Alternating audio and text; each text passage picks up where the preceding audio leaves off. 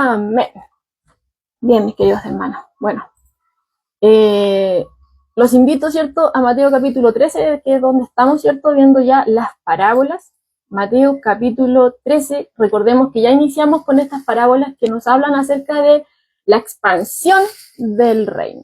Estuvimos viendo el martes pasado esta parábola, ¿cierto?, de la semilla de mostaza, que se encuentra en Mateo capítulo 13, el verso 31 y 32, ¿cierto?, donde veíamos que el Señor Jesucristo decía: el reino de los cielos es semejante a un grano de mostaza que un hombre tomó y sembró en su campo, el cual a la verdad es la más pequeña de todas las semillas, pero cuando ha crecido es la mayor de las hortalizas y se hace árbol de tal manera que vienen las aves del cielo y hacen nidos en sus ramas.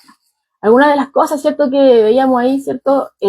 Bueno, primeramente que a través de las parábolas, ¿ya?, el Señor nos enseña cosas que no son fáciles de comprender si no fuera porque Él las comparara con algo, ¿cierto?, que es común o algo conocido por aquellos que están oyendo, ¿ya? En este caso, el grano de mostaza para ellos era muy familiar, ya como veíamos ahí, que es muy pequeñito, ¿cierto?, 2 milímetros aproximadamente su tamaño, pero aunque había muchos que refutaban, ¿cierto?, que no es la más pequeña de todas las semillas del mundo, veíamos ahí que no se refería a todo el mundo, sino que a ese lugar, a esa zona en particular, probablemente, ¿cierto?, quizás porque no habían visto otra semilla, o quizás porque era la única más pequeña en ese lugar que crecía de esa forma, ¿cierto?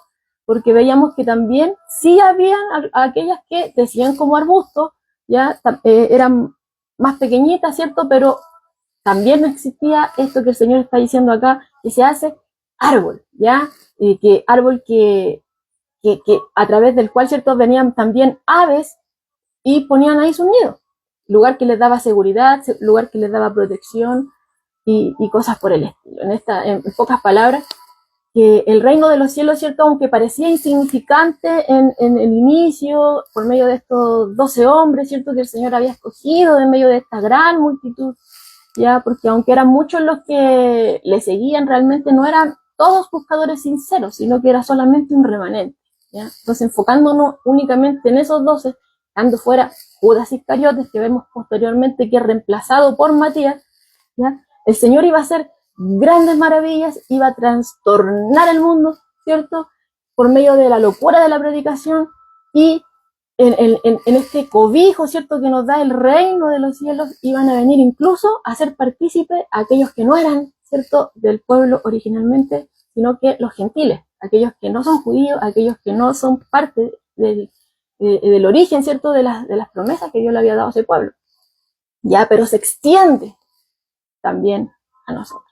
Y hoy vamos, ¿cierto?, con esta segunda parábola, ¿cierto?, que también nos habla acerca de la expansión del reino. Bueno, dejando también invitados a aquellos que no pudieron ver, ¿cierto?, la parábola anterior, está, ¿cierto?, aún a través de la página de nuestra iglesia, el día martes anterior, ¿ya?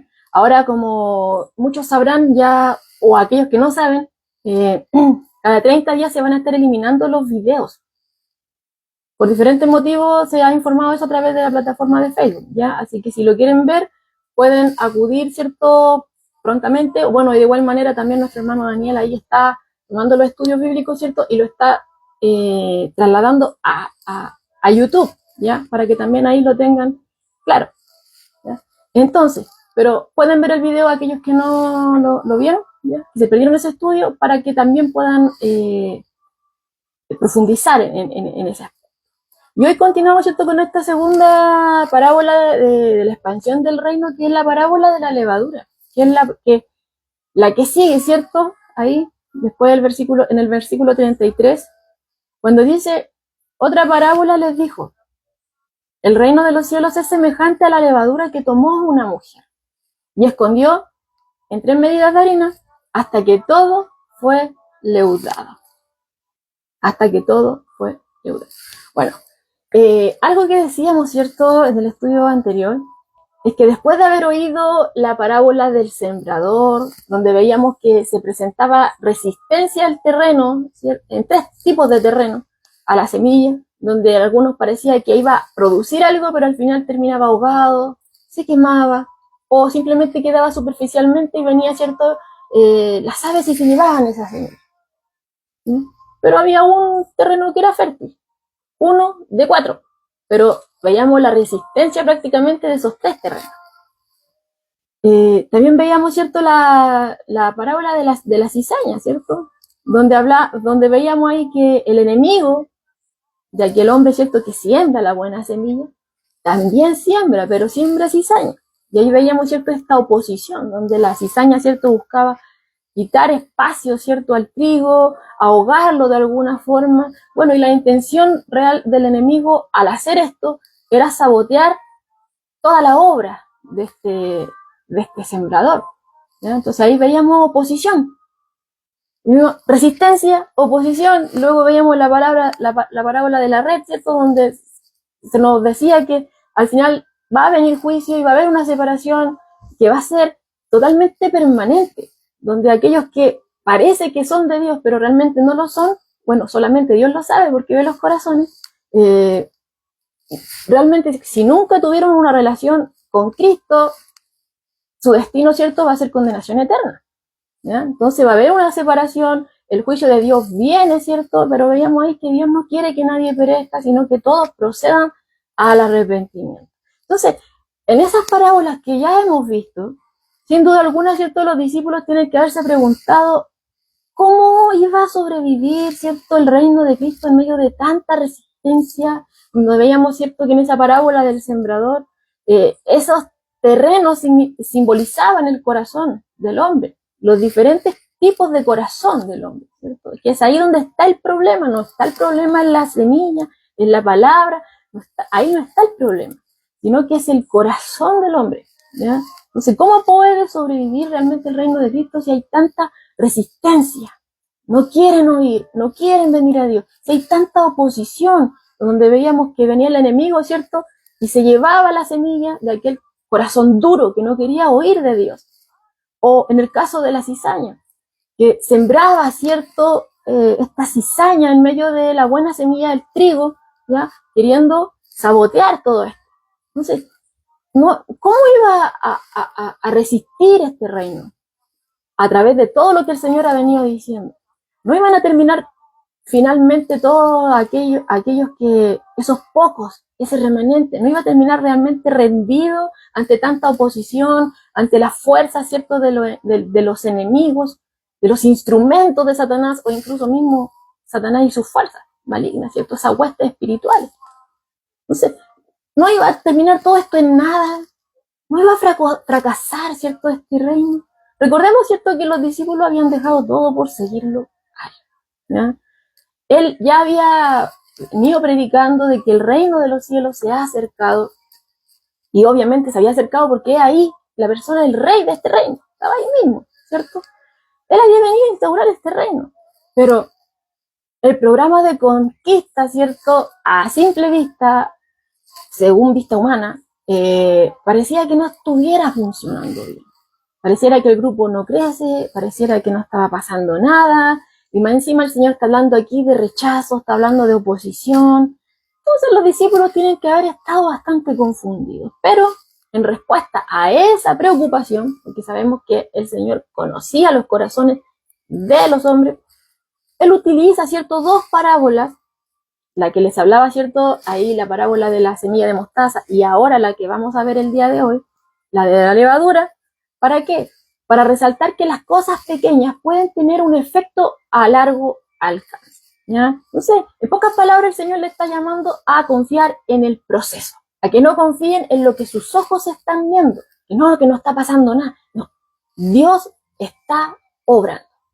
Pero obviamente los tiempos de Dios son perfectos y simplemente no están alineados a los nuestros. Los tiempos de Dios son mejores, no son como los nuestros, ¿ya?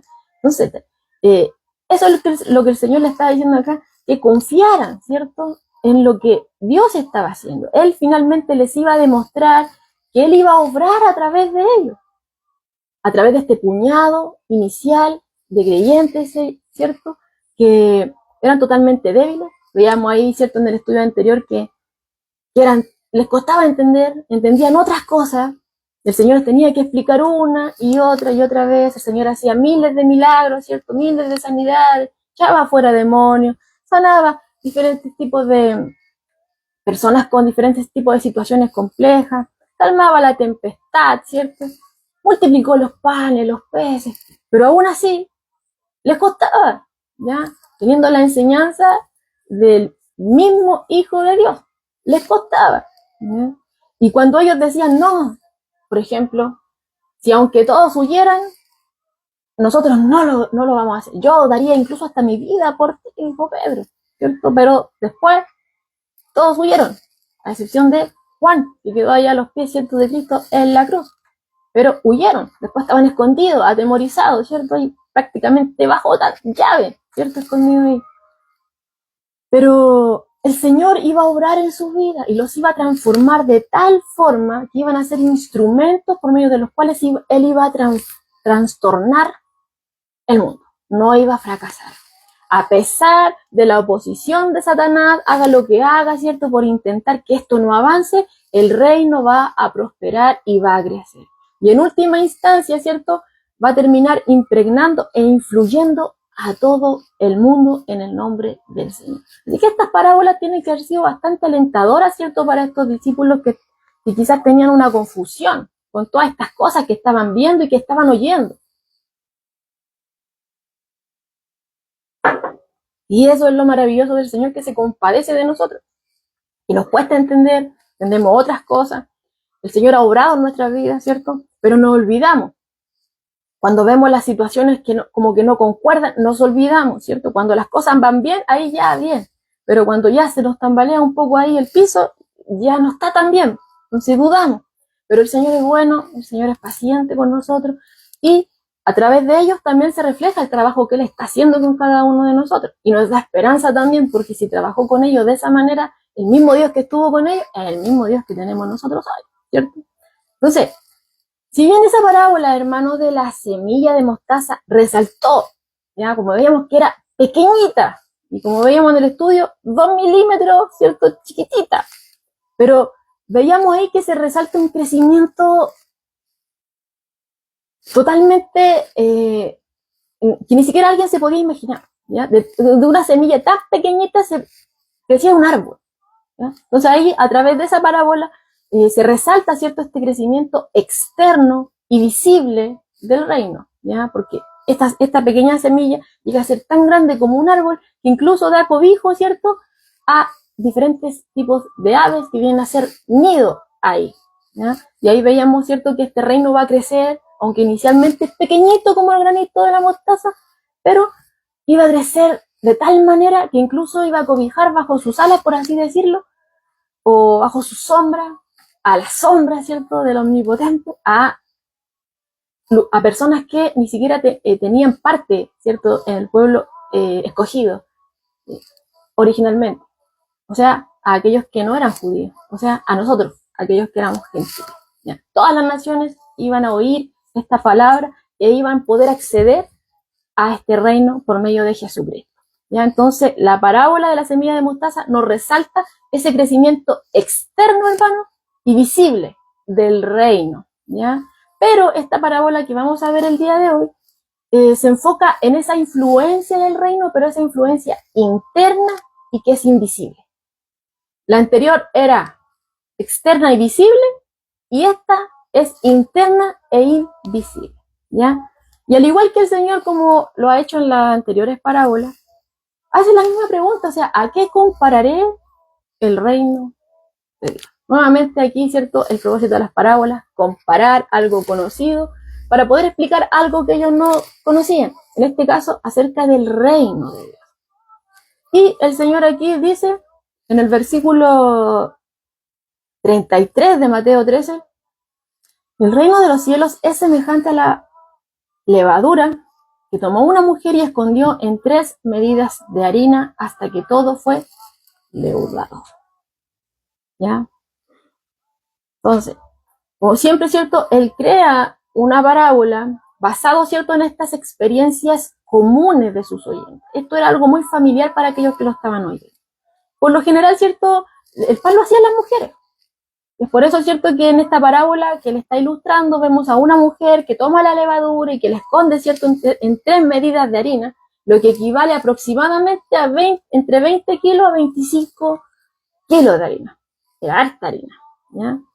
Hasta que todo hubo fermentado. Entonces esta mujer, vuelvo a reiterar, toma la levadura, la esconde en estas 3 medidas de harina o en estos 20-25 kilos de harina hasta que todo hubo fermentado, ¿ya? Obviamente se requiere menos cantidad de levadura en comparación con la harina, ¿ya? Se requiere solamente una porción pequeña de levadura, ¿cierto?, para leudar la masa, la harina, ¿ya? Entonces, pero claro está, ¿cierto?, y nosotros lo sabemos, que una vez, ¿cierto?, que hay levadura ahí, que se amasa, al principio ya la dejamos ya amasadita, pero después con el pasar del tiempo, ya eso crece, ¿ya? Y se transforma en algo mucho mejor que una masa sin levadura. De una masa sin levadura, ¿qué podemos conseguir? Sí, se pueden hacer galletas, pero quedan más duras, ¿cierto?, quedan más secas, planas, como que no son tan sabrosas, ¿cierto? Pero aquellas que, la masa, ¿cierto?, que tienen levadura, a través de ellas se pueden hacer cosas más ricas, ¿ya? Por ejemplo, ahí podemos, salen los queques, ¿cierto? O las sopaipillas, ¿cierto? Algunos no lo hacen con levadura de sopaipillas, a mí me gustan con levadura, quedan como más pomponcitas, así, más geniales. Bueno, a mi gusto, ¿ya? Yo encuentro mejor, ¿cierto?, la masa con levadura que sin, ¿ya? Pero ahora usted podría decir, tanta harina. Algunos comentaristas decían 20 kilos, que 3 medidas, ¿cierto?, de harina equivalía a 20 kilos, otros decían a 25, otros decían a 23, así que por eso yo decía el rango entre 20 y 25 kilos. Bueno, esa cantidad era común para esa época, para los hogares de esa época, ¿ya? ¿Por qué? Porque el pan era el principal elemento de las comidas. De hecho, aquí dice un comentario de Mundo Hispano. Dice, las amas de casa preparaban pan para varios días a la vez, lo cual explica la cantidad importante de harina que se menciona. Buen comentario, sí, puede ser cierto que como preparaban para varios días, lo hacían una vez, ¿cierto? Aprovechaban de hacer gran cantidad y, bueno, ahí lo iban repartiendo día a día, ¿ya? Entonces, ahí, pero en todo caso, esta no es la primera alusión que se hace en la escritura con respecto a esta cantidad de harina.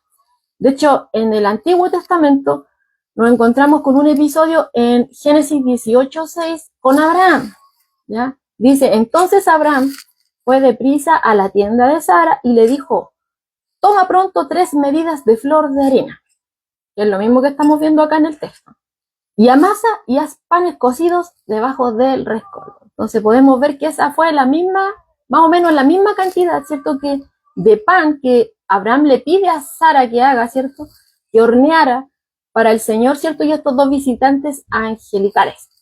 Cuando después vemos, ¿cierto?, que van hacia juicio que se sobre Sodoma y Gomorra, ¿ya?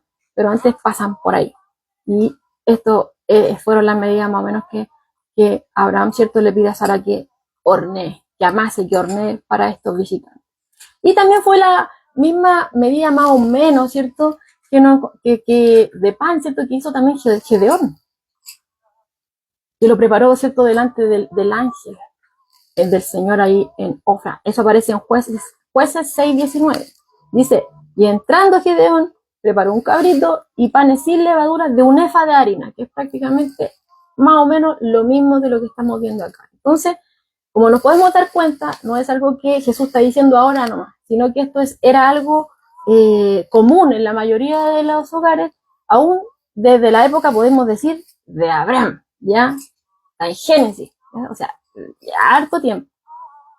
Ahora, con respecto a esto que hemos estado viendo, podemos sacar un primer punto, ¿ya? Y es que las cosas pequeñas pueden tener gran influencia. No porque sea pequeña va a ser insignificante, ¿ya? Sino que puede tener gran influencia. Lo vimos en la parábola, ¿cierto?, de la semilla de mostaza, pero aquí lo estamos viendo con la levadura. En la misma forma en que esa pequeña cantidad de levadura, ¿cierto?, puede impregnar una gran cantidad de masa hasta hacerla crecer, De la misma manera, el dominio de Jesús, que comenzó, ¿cierto? Como decíamos al principio, con estos 12 hombres totalmente imperfectos en un lugar, ¿cierto? Ahí de Galilea, se ha extendido a todo el mundo y sigue avanzando, ¿ya? Como dice aquí un comentario, dice, el poder del reino de los cielos es grande, mucho más grande de lo que su tamaño o su apariencia original podría sugerir. O sea, parecía insignificante, parecería que no tuviera un futuro ante tanta oposición, tanto rechazo, ¿ya? Pero no se va a quedar ahí, no se detiene, ¿ya? Esto no se detiene. Entonces, el primer punto que vemos aquí en esta parábola es que el Señor llama a los discípulos a confiar en que las cosas pequeñas, las cosas que parecen insignificantes, realmente no son insignificantes, sino que pueden llegar a tener una gran influencia. Así como la levadura, un poquito de levadura, un puñadito de levadura, para tal cantidad de masa, le influye en ella, le impregna y la hace crecer. ¿Ya? Ahí vemos el primer punto con respecto a esta parábola. El segundo punto de la parábola es que esa influencia es positiva, aunque hay muchos comentarios que dicen lo contrario. Dicen que la levadura siempre da como un énfasis negativo, como lo vamos a ver ahora. ¿Ya? Pero, bueno, lo vamos a ir desarrollando. Pero la influencia es positiva, ¿ya? De hecho, el pan con levadura siempre como les decía, siempre se ha considerado como más apetitoso para la gran mayoría, aunque yo creo que hay algunos pocos que dicen que no, ¿ya? Pero para la mayoría es más apetitoso, es más agradable al paladar que aquel pan que no tiene levadura, ¿ya? De hecho, los hebreos consumían pan con levadura. Pero, ahí viene un pero. Para simbolizar, ¿cierto?, esa ruptura de la antigua vida que ellos habían tenido en Egipto, cuando el Señor los rescata de Egipto, Él ordena a su pueblo que comiera únicamente pan sin levadura durante la fiesta de los panes sin levadura, que comenzaba, ¿cierto?, en la noche de la Pascua, ¿ya? Entonces, y durante ese tiempo ni siquiera se les permitía tener levadura en sus casas. Algún tipo de levadura, no, estaba prohibido tenerla en sus casas durante esos 7 días, ¿cierto?, de la fiesta de los panes sin levadura. Pero el resto del año ellos podían comer pan con levadura. Y de hecho era perfectamente aceptable al Señor. El Levítico 23:17 dice, de vuestras habitaciones traeréis 2 panes para ofrenda mecida, que serán de 2 décimas de efa de flor de harina, cocidos con levadura, como primicias para Jehová, ¿ya? Como primicias para Jehová. Entonces no era que ellos no podían comer siempre pan así de esa forma, sin levadura, y no podían tenerla siempre, nunca jamás en su casa. No, sino que, ¿cierto? Para poder ellos, Dios, para poder simbolizar esa ruptura de su antigua vida en Egipto, cuando Él los rescata de Egipto, Él les dice, ¿cierto?, que durante ese tiempo, esos 7 días, no podían comer pan, ¿cierto?, con levadura o tener levadura en sus casas. Pero el resto del año ellos sí podían comer con levadura. E incluso, como veíamos ahí en Levítico 23:17, se podía llevar ofrenda, ¿cierto?, mecida, como dice ahí, cocidos con levadura para el Señor, ¿ya? Entonces, vemos ahí que nos está hablando de una influencia positiva. Ahí vemos algo positivo, ¿ya? Ahora, hay un comentario que dice aquí, los antiguos rabinos a menudo se referían a la levadura de manera favorable. Uno de ellos escribió, grande es la paz, en que la paz es a la tierra como la levadura es a la masa. Otro comentario, ¿cierto?, aquí de MacArthur nos dice, cuando una muchacha judía se casaba, su madre le obsequiaba una pequeña cantidad de masa con levadura de un montón cocido justo antes de la boda. A partir de ese regalo de levadura, la novia hornearía pan para toda su familia a lo largo de su vida de casada. Ese obsequio sencillo era uno de los más apreciados que la novia recibía, porque representaba el amor y la felicidad del hogar en que se crió y que llevaría al hogar que estaba a punto de formar. Entonces podemos ver a través de esos 2 comentarios, ¿cierto?, que nos habla de una influencia positiva, ¿ya? Pero aquí aparece otro comentario que nos habla de algo mixto. Dice, audazmente como podría hacerlo un soberano, este maestro agarra un proverbio que era actual como un componente de la estratagema exitosa del adversario y estampa el metal con la imagen y la inscripción del legítimo rey. El mal se extiende como levadura. Mire, estamos hablando de influencia positiva, pero aquí nos está diciendo el comentarista, el mal se extiende como levadura. Tiemblan ustedes delante de su avance sigiloso y su agarre implacable. Pero tengan ánimo, discípulos de Jesús, porque más grande es él para ustedes que todo lo que está en contra de ustedes. La palabra de vida que ha sido escondida en el mundo, oculta en los corazones creyentes, también es una levadura. Entonces no habla, mire, habla de algo negativo, pero también está hablando de algo positivo. La unción del santo es más sutil, penetrante y dominante que el pecado y Satanás. Donde el pecado abunda, la gracia abundará mucho más. Entonces ahí vamos viendo que también tiene un uso doble, positivo y negativo. Habíamos visto anteriormente solo positivo, pero aquí está apareciendo algo negativo. Veamos cómo se sigue desarrollando. Bueno, es cierto, en la escritura, cierto, se nos habla en algunas ocasiones de que la influencia de la levadura es como enfocado en lo malo, ¿ya? Y por eso, tomando esos versículos, muchos dicen, muchos afirman, ¿ya? Hay muchos comentaristas, yo busqué, y hay muchos que dicen esto, que dicen que insisten en que la levadura siempre y siempre significa en la Biblia algo que es malo y corrupto. Y se toman de estos versículos, por ejemplo en Mateo 16:6, que dice, Jesús dijo, mirad, guardaos de la levadura de los fariseos y de los saduceos.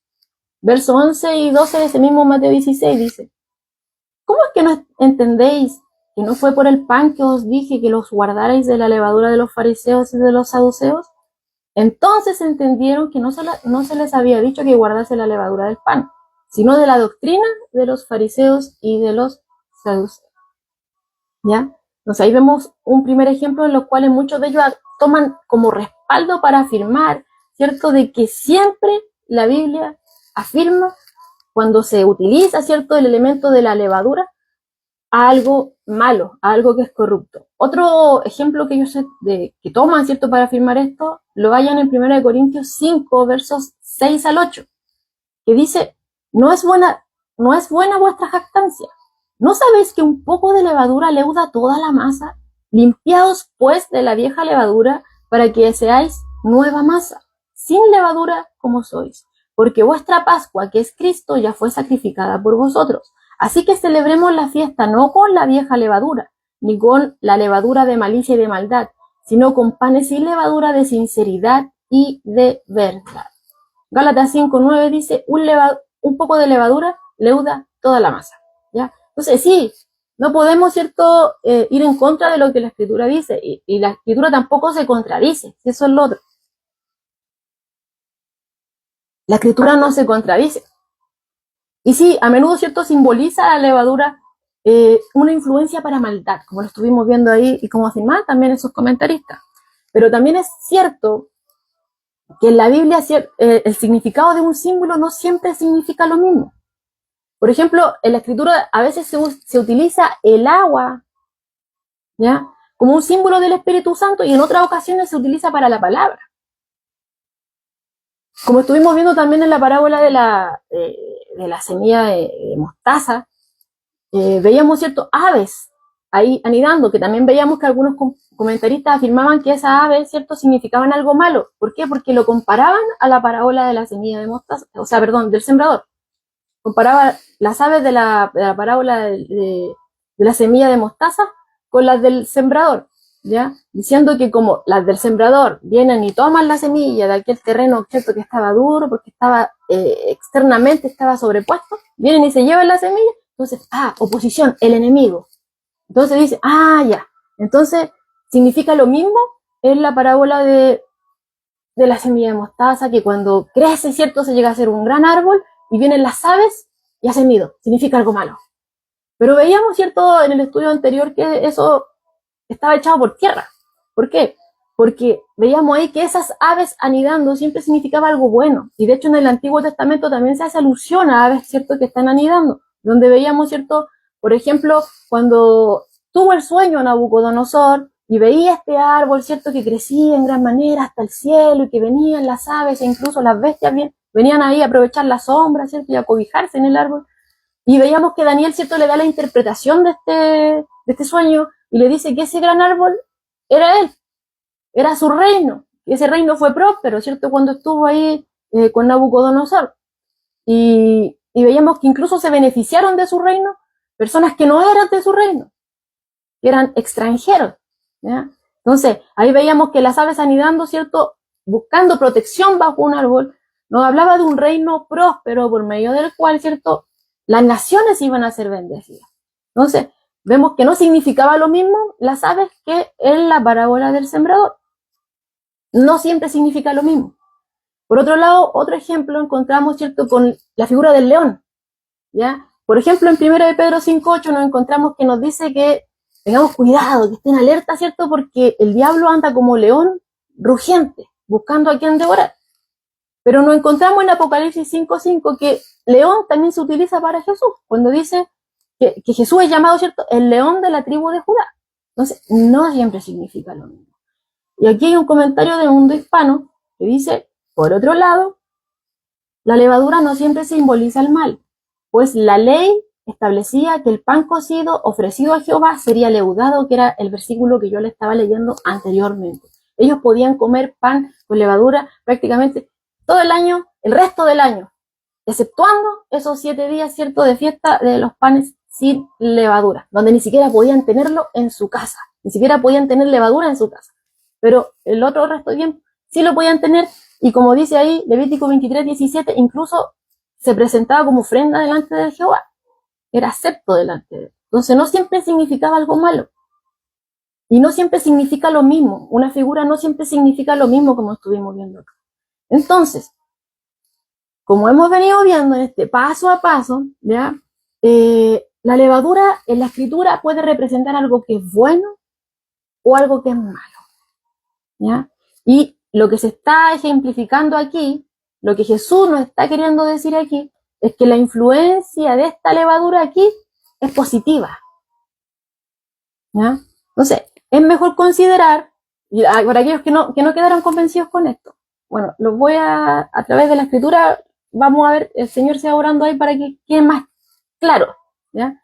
Es mejor considerar, ¿cierto?, que la levadura en la parábola se refiere a ese poder transformador de Cristo, que interpretarla como un símbolo de maldad que obra en el reino de Dios, ¿ya? ¿Por qué? Porque esa idea de maldad no calza con el texto, no calza. Porque recordemos, ¿qué es lo que Jesús está diciendo en el verso 33? Dice, el reino de los cielos es semejante a la levadura, o sea, está comparando el reino de los cielos, algo que no tiene nada de maldad. El reino de los cielos es semejante a la levadura, está diciendo aquí Jesús. Entonces, esa es la más positiva de todas las influencias imaginables. El reino de los cielos es semejante a la levadura. Entonces no calza con el texto, decir que es una influencia mala, que significa algo malo aquí en el texto, ¿ya? Entonces, tomar esta levadura como una representación del mal que está impregnando, que está afectando al reino, es estar totalmente tergiversando el texto a un significado que no tiene nada que ver, porque aquí el significado es obvio. Jesús dijo, el reino de los cielos es semejante a la levadura.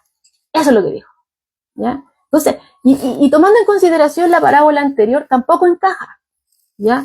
Porque recordemos que Jesús está haciendo un desarrollo en este grupo de parábolas, donde ya hemos visto que a través de este Mateo 13 se van dividiendo, ¿cierto?, de 2 en 2, a excepción que de la parábola del sembrador, y ahí ya se nos indica todo lo que va a venir después.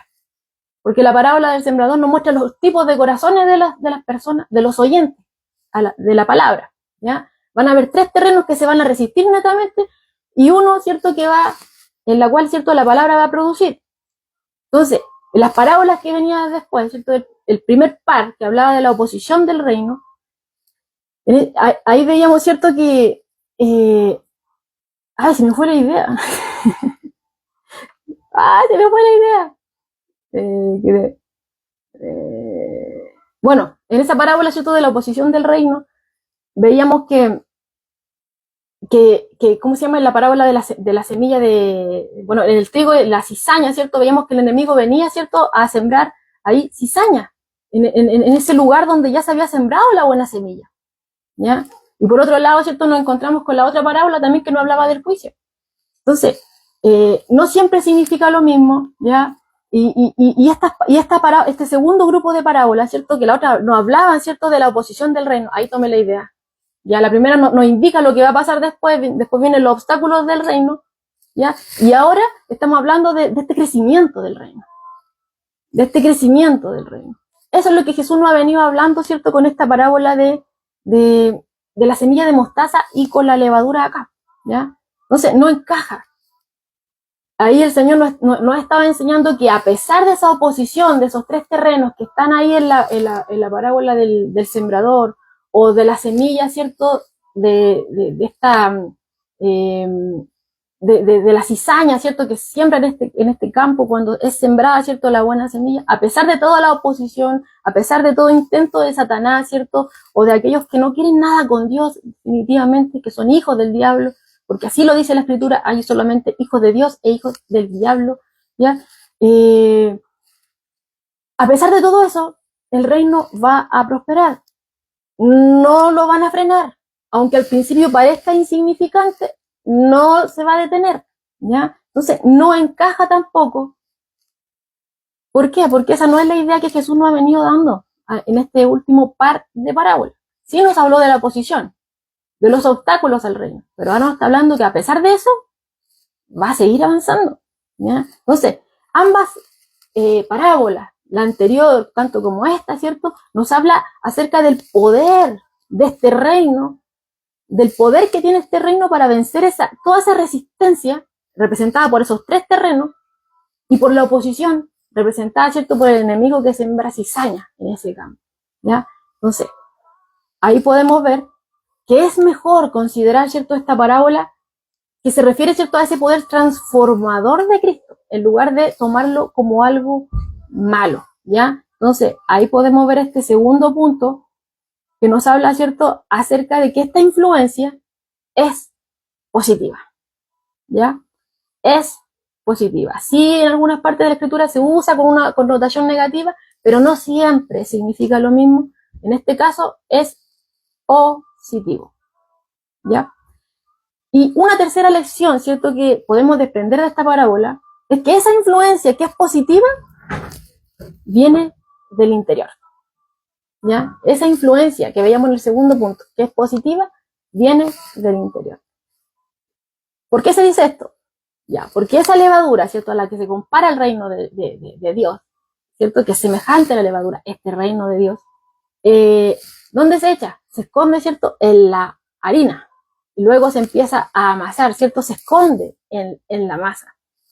¿Para qué? Para que impacte toda la masa.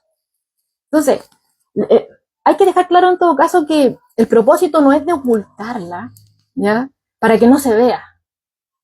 Como queriendo dar la idea de algún tipo de engaño, no, que no la vean, que está escondida, ¿cierto?, que no se den cuenta. No.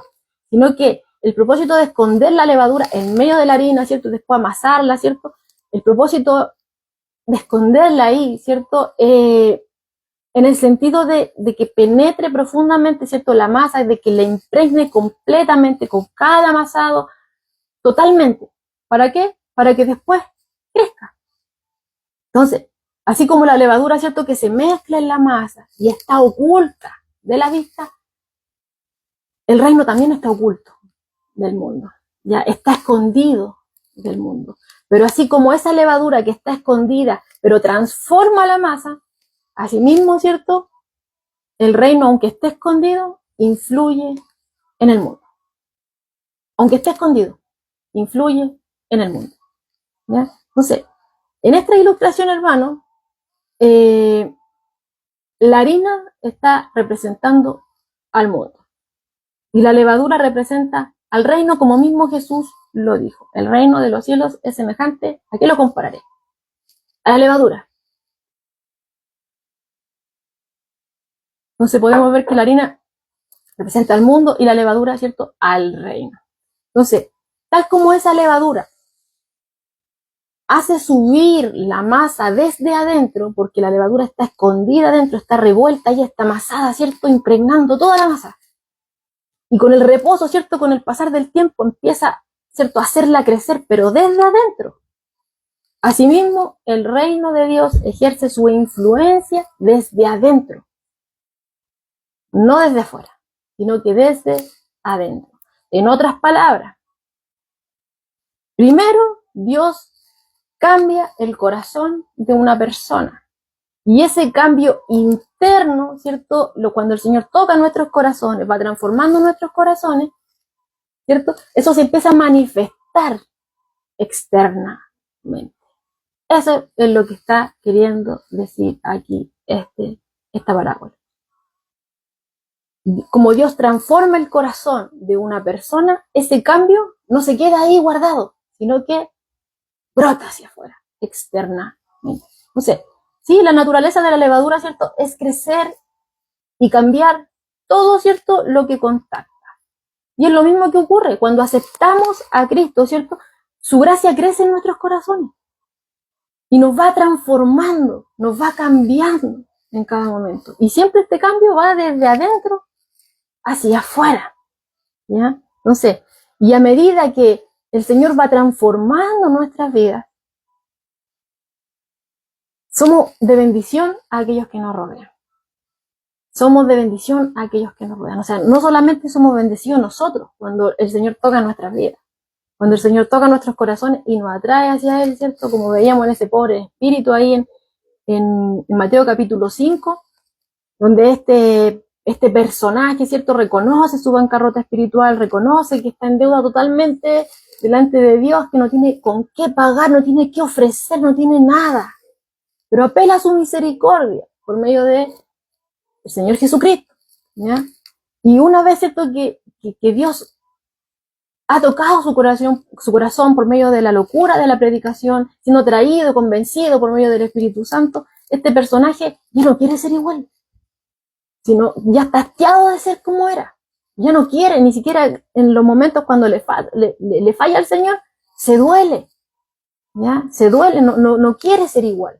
Entonces, le ruega al Señor que Él lo vaya transformando, que vaya transformando su vida, que lo ayude en el trato con los demás, que ayude su corazón, que ayude su pensamiento, porque no confía en sí mismo, pero sí está confiando en Dios, de que Dios sí puede hacer algo, de que Él no es una causa perdida, ¿ya? Entonces, a medida que el Señor empieza a transformar la vida de aquel que ha llamado por medio de su gracia, esa persona que anhela cada vez más ser santificada, que ya no quiere que se note que es Él, sino que quiere menguar para que Cristo crezca en Él, que se note, ¿cierto?, que ya no vivo yo, sino que Cristo vive en mí, que se note en su vida, que Cristo gobierna su corazón, ¿ya?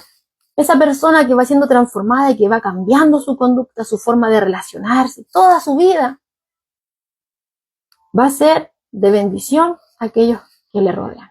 Entonces, podemos ver, sí, a medida que el Evangelio va transformando vidas desde el corazón y se va manifestando externamente, a medida que el Evangelio va produciendo eso, va a ejercer una influencia dominante, ¿cierto?, en el mundo en general.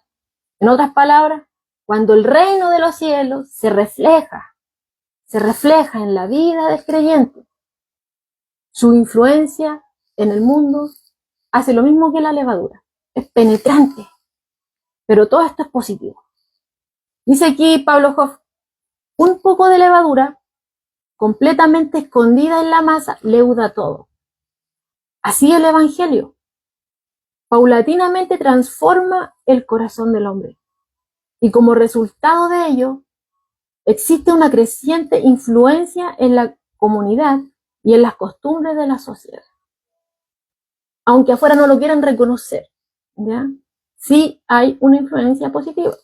Un poco de levadura completamente escondida leuda toda la masa, leuda todo. Así el Evangelio, a medida que va transformando el corazón, a medida que va trabajando el Señor ahí, como resultado de esto, como resultado, ¿cierto? Porque vemos, ¿cierto?, que cuando Dios toca nuestras vidas, no nos deja así nomás. Dice, ya eres salvo y listo. No, sino que empieza un proceso en nosotros. Esa gracia que nos salvó no se queda corta, nos empieza a limpiar por medio de su palabra, a transformar, a cambiar nuestro pensamiento, nuestro corazón, nuestras malas costumbres. Empezamos a dejar de hacer lo malo, porque el Señor nos está enseñando a hacer lo bueno. Y a medida que eso va, se va manifestando ese fruto en nuestra vida, se va a ir produciendo una creciente influencia en la comunidad y en las costumbres de la sociedad. Dice otro comentario: los cristianos dentro de una cultura actúan como agentes de cambio. Los cristianos dentro de una cultura actúan como agentes de cambio, transformando lentamente esa cultura desde adentro. Así actúa el Señor, desde adentro. Hay muchos que solamente se esmeran en ellos producir ese cambio externamente, ¿ya? Pero prácticamente no van a llegar a nada, porque el Señor cambia desde adentro, cambia el corazón, porque ahí está el problema del hombre. Del corazón salen todas las cosas malas, ¿ya? Entonces el Señor tiene que transformar el corazón. De hecho, eso es lo mismo que con lo que enfrentaba a los líderes religiosos, cuando les decía que por fuera tenían una apariencia de piedad, pero por dentro estaban muertos espiritualmente, estaban llenos de huesos de muertos, eran sepulcros blanqueados, solamente estaban hermoseados por fuera, pero por dentro no había vida, no había nada, ¿ya? Entonces, eso no es lo que hace el Señor. El Señor hace las cosas bien, y el Señor va a la raíz del problema, va a la raíz. ¿Y dónde está la raíz? ¿Dónde está el problema del hombre? En el corazón. Ahí trata el Señor, de ahí nos empieza a transformar y de ahí se empieza a manifestar. Entonces, la Escritura es clara cuando nos dice, sí, que el Señor nos dejó aquí en el mundo, pero el que el Señor nos haya dejado aquí en el mundo es con un propósito, y nos deja claro que sí estamos en el mundo, pero no somos del mundo. Nuestra ciudadanía, ¿dónde está? En los cielos, ¿ya? Entonces, pero nos dejó en el mundo porque es el único lugar por medio del cual podemos, ¿cierto?, seguir difundiendo el Evangelio y así alcanzar a aquellos que no lo conocen. Porque como decía al principio, Dios no quiere que nadie perezca, sino que quiere que todos procedan al arrepentimiento. Entonces, si hoy estamos con vida, oyendo esta palabra, es porque así al Señor le ha agradado. Así el Señor le ha placido, ¿ya? ¿Por qué? Porque a través de lo que nosotros vamos aprendiendo, ¿cierto? Vamos recordando también la palabra del Señor. Quizá en algún momento la vamos a utilizar primeramente para nosotros, ¿cierto? Pero no es únicamente para que la quedemos nosotros, sino que estamos viendo aquí que también es para compartir a otros. De lo que nosotros somos partícipes hoy, también ser instrumentos para que otros también vengan a Él en el arrepentimiento y fe, así como el Señor tocó nuestros corazones. Y el Señor nos ha dado los medios, nos ha dado su palabra. Bueno, primeramente, abrió nuestra vista para poder verlo a Él, ¿ya? Contemplarle, aunque no lo hemos visto literalmente, ¿ya? Pero por la fe sí. Sabemos que Él es un Dios grande, un Dios todopoderoso, el creador de todas las cosas. Vemos, ¿cierto?, allá afuera, vemos que es creación de Él. Y que todo lo ha hecho perfecto. Vemos nuestras vidas y sabemos que hay un hacedor, ¿ya? Que Él todo lo hace perfecto y que no hay nadie como Él. En cambio nosotros, ¿qué somos en comparación a Él? No somos nada. No somos nada, pero aún así muchas veces nos rebelamos contra nuestro Creador. No somos nada sin Él. Pero eso es el trabajo que el Señor empieza a hacer en nosotros. A medida, ¿cierto?, que vamos oyendo su palabra y el Espíritu Santo va trabajando, porque recordemos que nuestra tarea únicamente es enseñar, es predicar, es compartir lo que el Señor nos ha dado, ¿cierto? Y que a través de nuestras vidas, ¿cierto?, Él va transformándonos, se va notando todo eso. Pero tarea de Él, bueno, también lo va haciendo en nosotros, obviamente, no es nada nuestro, esto no es nada natural de nosotros. Pero el Señor, ¿cierto?, a través de nuestras vidas también quiere que otros vengan a ser partícipes de esto, nos utiliza. Y nosotros echemos la red, como veíamos en la parábola de la red, y que sean arrastrados todos los que sean necesarios. De lo otro se ocupa Él, ¿no? Entonces, sí, tenemos que estar aquí en el mundo, no somos del mundo, pero nos dejó en el mundo, porque esa es la única manera por medio de la cual, ¿cierto?, el Evangelio puede alcanzar y afectar el mundo, ¿ya? El Señor no nos quiso quitar del mundo. Hubiera sido fácil en todo caso. A muchos hubieran dicho, ya me convertí a Cristo, hubiera sido genial que Cristo me llevara al tiro. No estaría pasando aflicciones, sufrimiento, tantas leceras que vienen. Me hubiera ahorrado todo eso si el Señor me hubiera llevado al tiro. Pero el Señor nos dejó aquí con un propósito, ¿ya? Y, por ejemplo, en Juan 17 dice que el propósito de Él no fue quitarnos del mundo. Nos dejó aquí, pero no porque seamos del mundo, sino con un propósito, influenciarlo. Juan 17, el verso 14 y 18 dice, yo les he dado tu palabra, y el mundo los aborreció, porque no son del mundo. Yo tampoco soy del mundo. No ruego que los quites del mundo, sino que los guardes del mal. No son del mundo, como yo tampoco soy del mundo. Santifícalos en tu verdad. Tu palabra es verdad. Como tú me enviaste al mundo, así yo los he enviado al mundo. Y por ello yo me santifico a mí mismo para que también ellos sean santificados en la verdad. Bueno, ahí vamos viendo, ¿cierto? Que el Señor nos habla de este proceso. Estaba orando Él, ¿ya? Orándole al Padre por estas cosas. Y le decía ahí, santifícalos en tu verdad. Tu palabra es verdad. A través de la palabra el Señor nos va guiando, ¿cierto? Como dice ahí el versículo que colocamos, ¿cierto? Cuando se hace la invitación al estudio bíblico. Lámpara, ¿cierto? Es a mis pies tu palabra. Lumbrera, ¿cierto? A mi camino. Y su palabra realmente es la guía de nuestra vida. Es la que nos guía en cada momento. Es nuestro manual de usuario. ¿Ya? Y el Señor nos va mostrando a través de su palabra todo aquello que tenemos mal, todo aquello que nos hemos equivocado, porque a veces no nos damos cuenta, pero cuando venimos a la palabra es como un espejo, y nos vamos viendo, ¿cierto?, todas nuestras falencias a través de ella. Bueno, y ahí el Espíritu Santo, ¿cierto?, nos lleva al arrepentimiento. Ese es el proceso de santificación, vamos creciendo en esta gracia, ¿cierto? Pero todo esto, ¿cierto?, no es porque sí, sino que hay un propósito acá. El propósito es que aquello que nosotros vamos aprendiendo vaya siendo vivo a través de nuestras vidas para que esto concuerde, ¿ya? Y esa es una característica única de aquellos que son de Dios, que sus vidas van acordes, ¿cierto?, a lo que Él va enseñando. Y bueno, obviamente este es un proceso, porque constantemente nos equivocamos, pero una característica de aquel que le pertenece al Señor es que cuando se equivoca se duele. Y el Señor sabe que nos equivocamos. Por eso dice su palabra que si nosotros decimos que no hemos pecado, estamos mintiendo y estamos haciendo a Dios mentiroso, porque Él sabe que fallamos, sabe que nos equivocamos. A lo mejor no llegamos al acto mismo, pero el Señor dice que ya con tenerlo en nuestro corazón ya somos culpables. Y el Espíritu Santo se duele y nos lleva ahí al arrepentimiento. Y eso es una característica únicamente de aquellos que le pertenecen a Dios. Porque usted puede decir, pero es que el Señor dice tantas cosas y yo no hago nada de eso. Y eso es lo bueno, porque nos estamos dando cuenta de que no damos a la talla. No damos, pero Cristo sí da. Y por medio de Él, nosotros tenemos cierto acceso. Por medio de Él se nos abren a nosotros todas estas bendiciones espirituales. Y es por medio de Él, no es por mí, no es por usted. No tenemos logro alguno, no podemos añadirle nada a esta gracia. De todo está hecho. Es Dios en nosotros, obrando y también bendiciendo a los demás.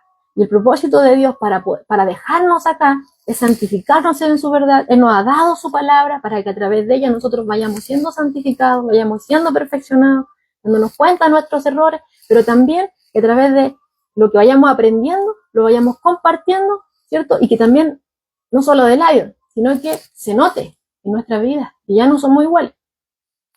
Porque ya no, Cristo tocó mi corazón. Pero eso, como le vuelvo a decir, el Señor va trabajando de manera personal con cada uno de nosotros. Entonces, el propósito por el cual el Señor nos dejó acá, lo encontramos en cual claramente en Marcos 16:15, cuando dice, id por todo el mundo y predicad el evangelio a toda criatura. Tal cual como aquellos que echaban, ¿cierto?, la red. Miran la red y arrasen con toda criatura. Los que vengan. Esa es nuestra tarea. Únicamente echar la red, predicar, enseñar del Señor, ¿cierto? Pero de lo demás, todo eso se encarga el Señor. Entonces vamos viendo que un cristiano no tiene que llegar a hacer algo, porque hay muchos que dicen, no, es que si yo llegara a hacer tal cosa, ahí sí que podría ser útil para el Señor. Hay muchos que tienen esa mentalidad.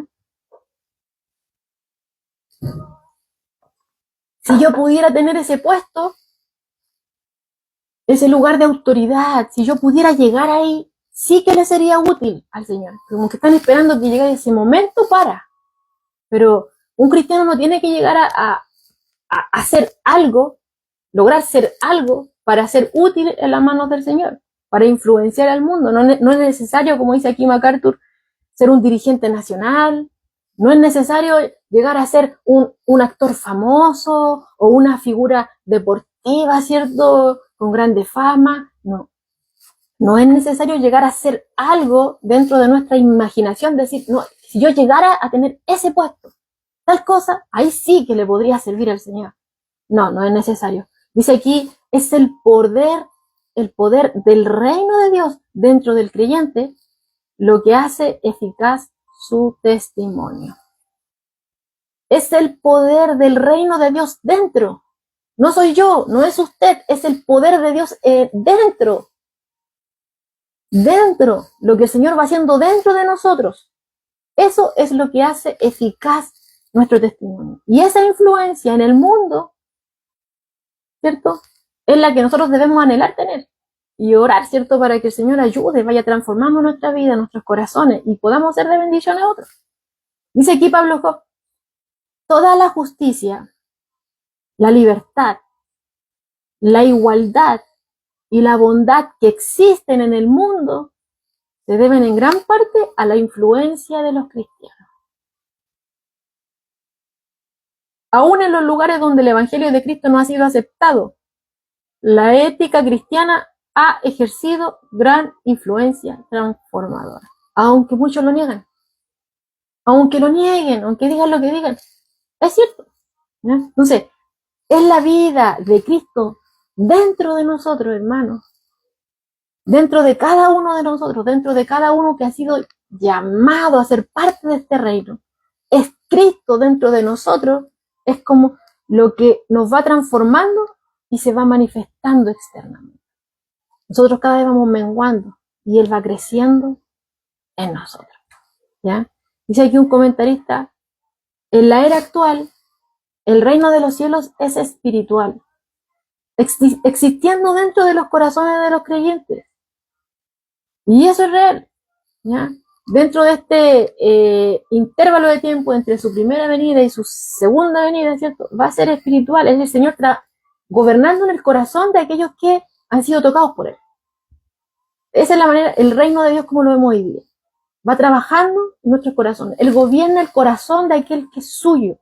Y a través de esa persona, Él va obrando, ¿ya? Entonces, como dice aquí, sí, en la era actual, el reino de los cielos es espiritual, existiendo dentro de los corazones de los creyentes. Pero no se queda únicamente ahí, sino que somos influencia a nuestro alrededor.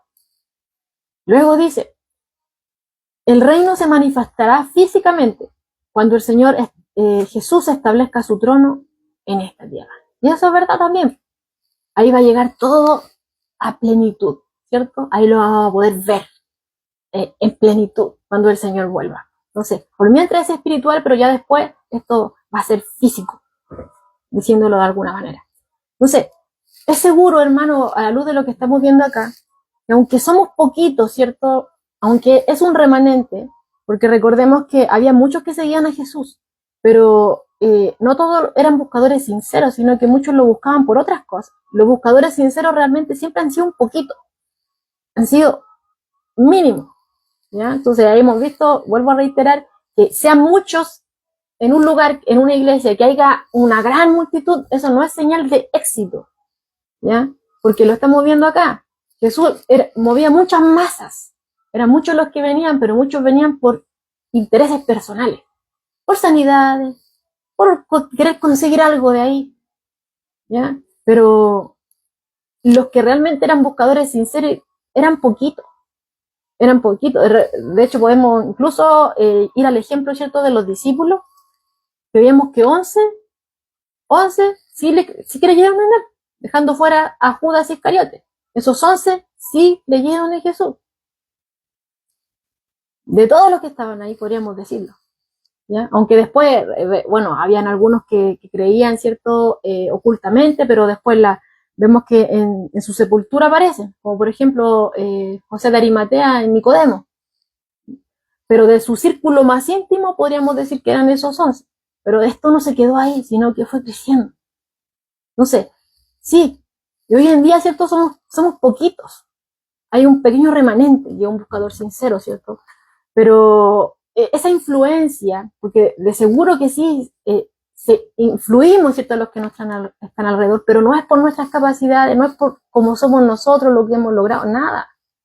Y todo proviene del Señor. Entonces, todo esto, toda esta influencia que nosotros podemos generar de alguna manera, ¿cierto? Incluso en años anteriores, como estábamos viendo en los comentarios, es porque Dios está obrando dentro de cada uno que ha confiado en Él.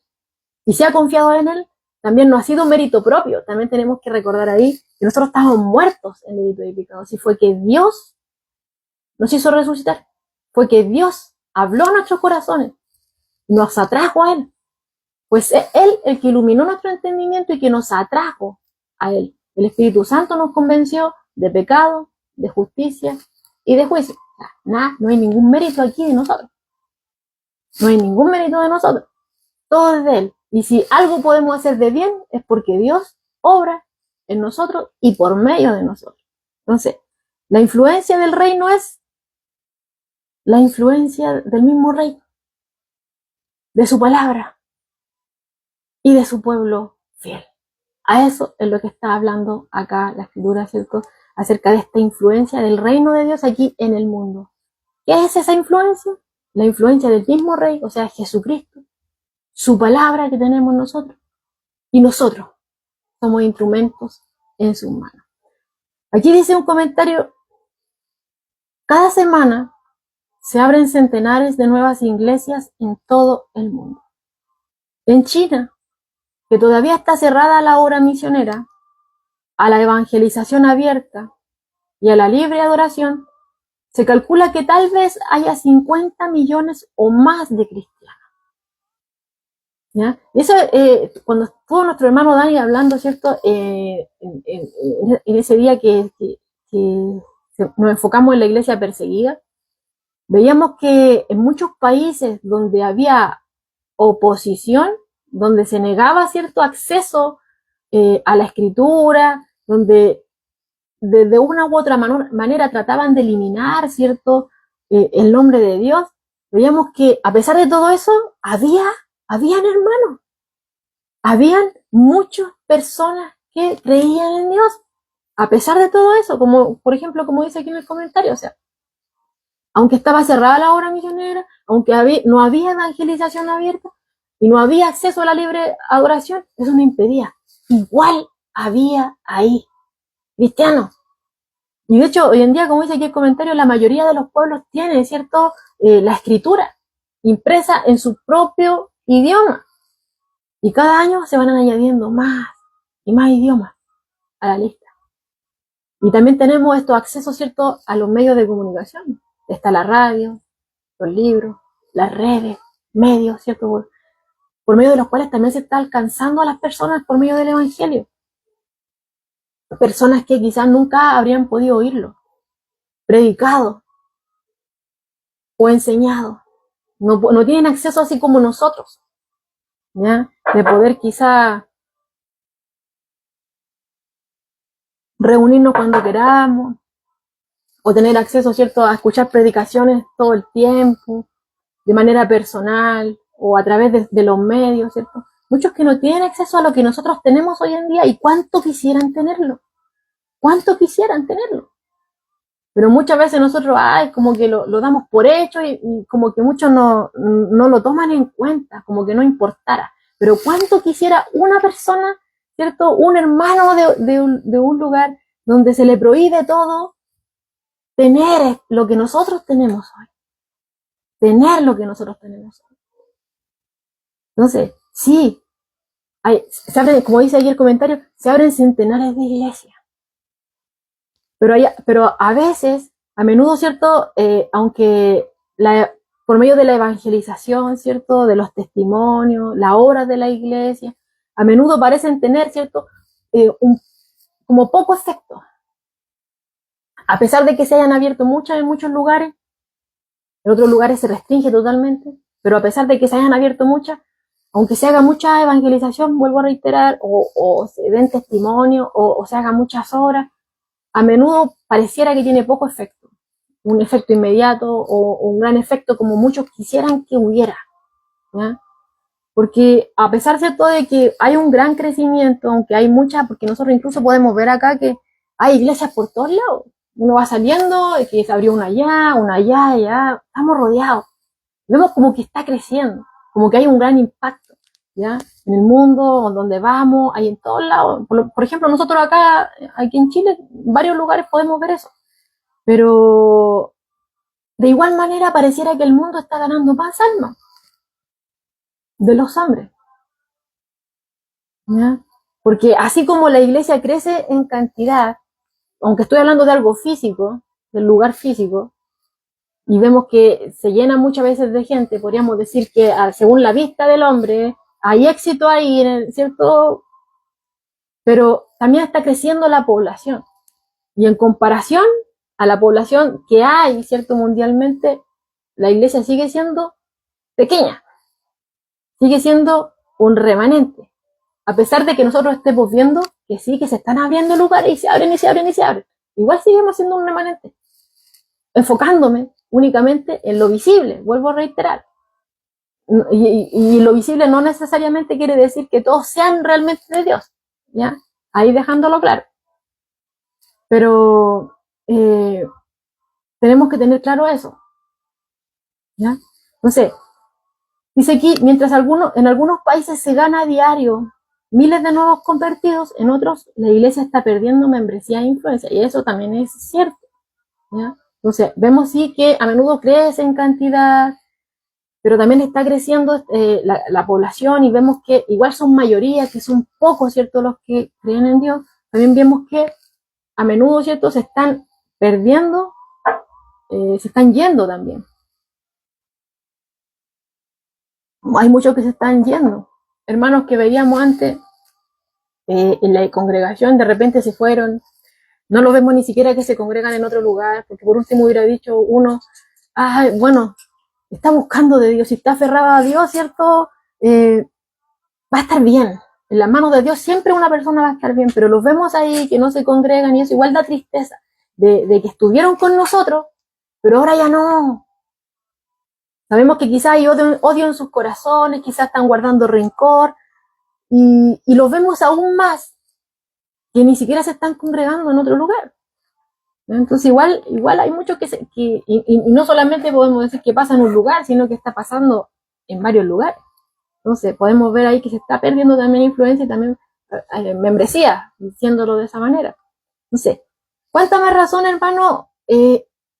Volviendo al texto, tenían los discípulos, ¿es cierto? ¿Cuánta razón tenían los discípulos de estar decepcionados, desanimados o perplejos en cuanto a las perspectivas del reino de Dios aquí en la tierra?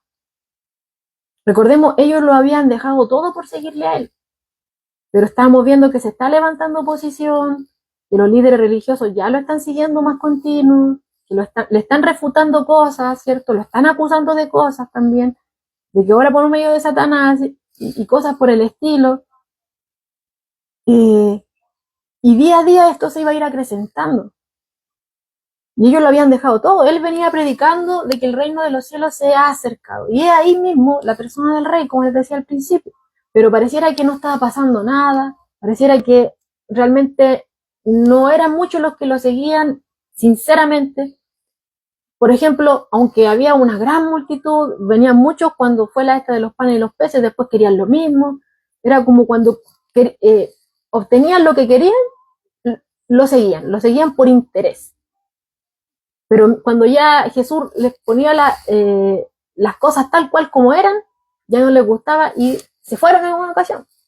Y vemos posteriormente que aunque lo recibían, ¿cierto?, con Hosana al que viene en el nombre del Señor, en la entrada triunfal, la llamada entrada triunfal ahí en Jerusalén, ¿cierto?, previo a la crucifixión, no pasaron muchos días y empezaron, crucifícale.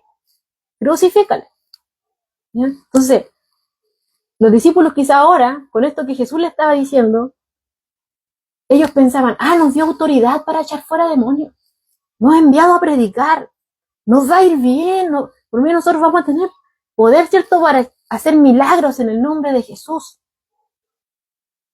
Muchos van a creer, pero Jesús le está diciendo, a ver, frente, y le está presentando estas parábolas. Va a haber resistencia. No todos van a recibir. Van a haber 3 tipos de terrenos que se van a resistir a que la palabra produzca, de alguna manera. ¿Ya? El enemigo va a hacer todo lo posible por intentar frenar este crecimiento.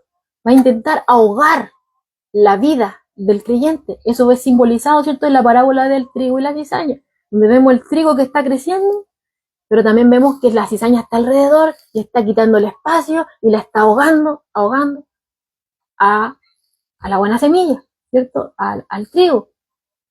El enemigo no está tranquilo. Entonces, en medio de tanta oposición, de aquellos que tienen su corazón totalmente endurecido a Dios y no quieren nada con Dios, otros que pareciera que sí son, que pareciera que sí, se ven prometedores y que crecen, pero después, cuando vienen las dificultades, se secan, así mismo como mostraron entusiasmo al principio, no, vamos allá, vamos en el nombre de Jesús, vamos a predicar, vamos a todas las actividades, participemos, que hay que hacerlo, pero después cuando vienen las situaciones complejas, se van. No, es que a mí nunca me dijeron eso, es que Dios me engañó, porque yo le di todo esto, le serví, entonces ¿por qué me vienen las dificultades a mí? No, es de Dios, y se van. Cuando Cristo nunca ocultó los costos del discipulado. Otros, ¿cierto?, que están con un pie adentro y otro pie afuera, quieren ser espirituales, pero están más dados para el mundo. ¿Ya? Pero realmente nunca han sido transformados por Dios, nunca han tenido una comunión real con Cristo. Solamente uno de esos 4 terrenos fue aquel que representaba el corazón del pobre en espíritu, aquel que sí quería ser transformado. Entonces, a menos de todo lo que Jesús, de lo que los discípulos y Jesús han estado viviendo hasta este punto, y lo que venía posteriormente, y lo que iba a venir después, cuando Cristo diera su vida en la cruz y ascendiera al Padre, cuando los discípulos ya iba a haber persecución, y iban a tener que huir. Bueno, otra vez el pastor nos decía, igual fue buena la persecución, porque si no hubiera sido por la persecución, ellos no hubieran salido de ese lugar a otros lugares.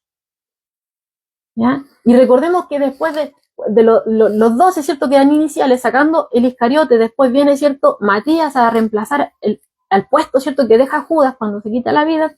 Vemos que se añade uno más, que es Pablo, o sea, eran 12 más 1. Y está Pablo, que era el apóstol, a los gentiles. ¿Ya? Entonces, por medio de ellos, Dios iba a trastornar la tierra. Pero en el momento, ellos estaban viendo que iba a haber la oposición se iba incrementando. Que esto se iba ya prácticamente se veía totalmente oscuro. Que venían y van más y más amenazas. Lo estaban viendo en la vida misma de su maestro. Cómo lo iban a dejar después. Cómo lo iban a arrestar. Cómo le iban a hacer un juicio falso. Cómo lo iban a ningunear delante de todos. ¿Quién quiere que sea libre? ¿Barrabás o Jesús? Barrabás tenía todo según la ley, ¿cierto?, de ser crucificado, pero le dieron libertad y mandaban a Jesús, ¿cierto?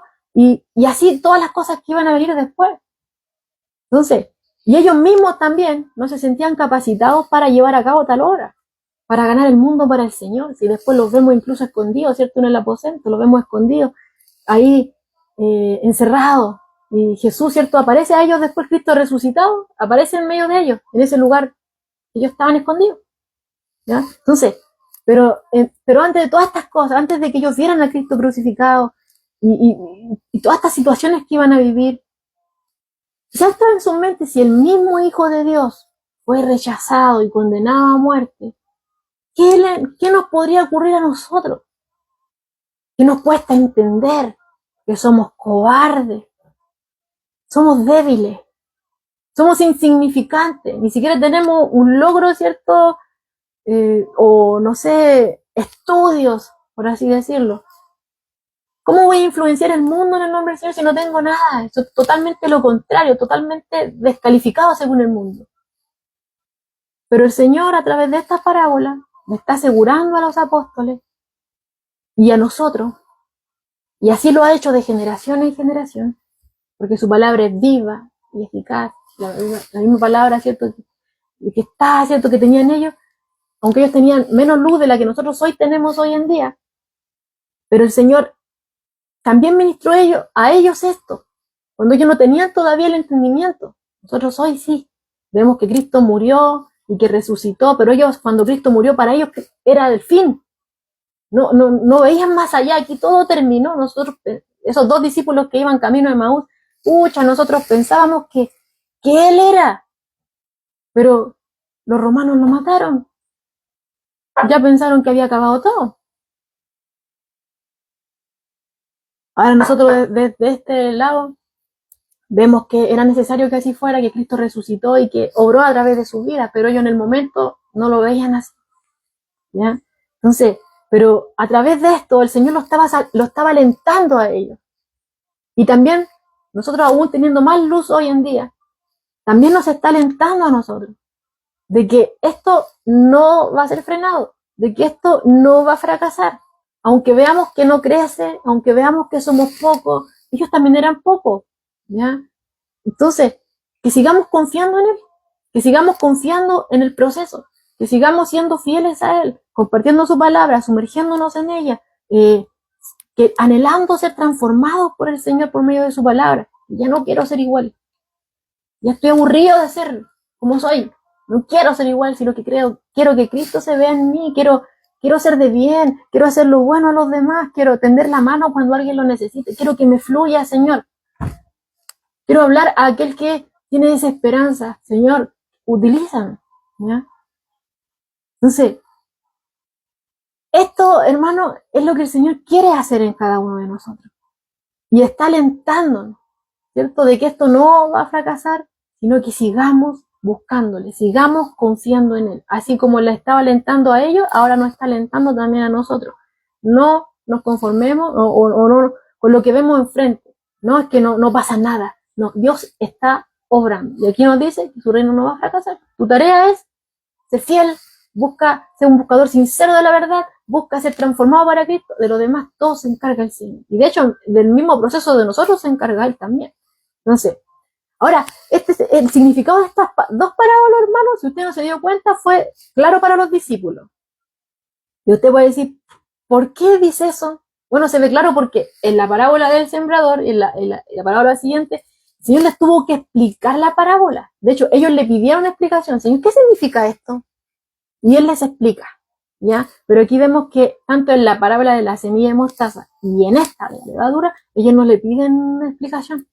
Ellos la entendieron. Podemos darlo por hecho por eso. No le preguntan. En la otra sí le preguntaron. Y aquí no, ¿ya? Entonces, esa parábola anterior que vimos simbolizaba este crecimiento del reino de manera exterior y visible. No lo va a frenar Satanás. No lo va a frenar aquellos que dicen, no, es que Dios no existe y que ustedes creen en un Dios de cuentos e imaginación, su amigo imaginario. No lo van a frenar. Y de hecho, anhelamos, ¿cierto?, que el Señor toque los corazones de ellos, porque ese es lo que Él quiere. No quiere que nadie se pierda. El infierno no fue creado para el ser humano, sino que fue creado para Satanás y sus demonios. Pero aquel que rehúsa creer, como dice la Escritura, el que rehúsa creer en aquel que Dios envió para nuestro rescate, que no quiere aceptar este rescate, va a tener que pagar eternamente las consecuencias de sus acciones, porque todos nos vamos a tener que presentar delante del tribunal de Dios. Cada uno va a tener que dar cuenta de todas las cosas que ha hecho en esta vida. Y cada uno va a recibir su pago. Así como usted va a un restaurante, ¿cierto?, y come y pide, ¿cierto?, y después tiene que pagar la cuenta, así tal cual. Todas las cosas que nosotros hicimos en este mundo y que no hicimos, vamos a tener que dar cuenta delante del Señor. Pero aquel que reconoce hoy que se ha equivocado, que reconoce hoy que no ha dado la talla, que reconoce hoy que es pecador, ¿cierto?, y viene a Cristo en arrepentimiento y fe, aquel va a ser justificado. Ya no nos ve a nosotros el Padre, sino que ve a su Hijo en nosotros, ¿ya? Y Él pagó una vez y para siempre nuestras deudas ahí en la cruz. Todos mis pecados, todos sus pecados, todos los pecados de aquel que ha creído en Él fueron puestos sobre Él. Por eso Él pagó en la cruz, por eso Él murió. Porque alguien tenía que morir, alguien tenía que pagar esa deuda. La Escritura dice, la paga del pecado es muerte. Pero Él, para que nosotros no tuviéramos una condenación eterna, Él dio su vida por nosotros. Para que nosotros no llegáramos a ese lugar. Pero aquel que rehúsa aceptar esta dádiva de Dios, en esta vida, después ya no hay vuelta atrás. ¿Ya? Entonces, esa semilla de mostaza ilustra ese crecimiento exterior y visible. Y esta ilustra, ¿cierto?, ese crecimiento interior que Dios va produciendo en aquel que ha tocado el corazón y se va manifestando externamente. No se nota, nosotros no lo vemos. No, de veces ni siquiera nos damos cuenta del cambio que el Señor va haciendo en nosotros. Pero las personas que nos conocían antes se dan cuenta. O antes, incluso dicen, antes tú eras más genial, pero ahora, como queriendo decir, eres aburrida. Antes eras más genial, pero ahora ya no. Ahora eres fome. ¿Ya? Pero ahí, al ellos hacer ese comentario, a nosotros nos da ese entendimiento de que ya no somos igual. Y aunque ellos nos traten de fome, nosotros nos damos cuenta de que no es así, sino que ahora realmente estamos plenos con Él. O sea, y si ahora con Cristo estamos plenos, disfrutando día a día, ¿cierto?, de lo que Él está haciendo con nosotros, de que a pesar de las dificultades, porque dijo que iban a venir, Cristo no ocultó esto, dijo, en el mundo tendrán aflicción, pero confíen en mí porque yo vencí el mundo. Pero en los momentos de las dificultades se nos olvida, igual que a los discípulos, lo veían haciendo milagros y cosas por el estilo, y después cuando ellos pasaban las dificultades, se les olvidaba las cosas que Jesús había hecho en su presencia. ¿Ya? Nosotros igual, pero Él, sabiendo cómo somos, también nos sigue ayudando, nos sigue perfeccionando, sigue tratando con nosotros.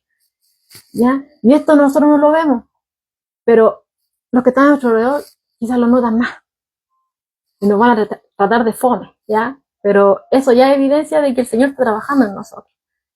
Entonces, ilustra ese crecimiento que nosotros no vemos, el mundo no ve, que es producido del corazón, y ya no quiero ser yo, sino que quiero que Cristo se note en mí, y quiero ser de bien a los que están a mi alrededor, porque quiero que ellos también conozcan a este Dios maravilloso.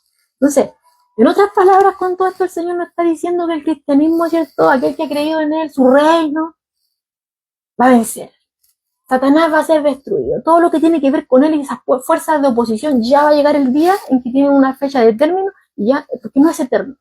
Las dificultades que pasamos no son eternas. ¿Ya? Satanás mismo tiene fecha de vencimiento, va a ser castigado eternamente. Entonces, y Jesús va a reinar. Aunque ahora parezca que no pasa nada. Aunque ahora parezca que somos pocos, que no vienen. Cree. Confía en el proceso, le está diciendo el Señor. Cristo sigue edificando su iglesia. Y dice ahí en Mateo 16, 18, que ni siquiera las puertas del Hades van a prevalecer contra él.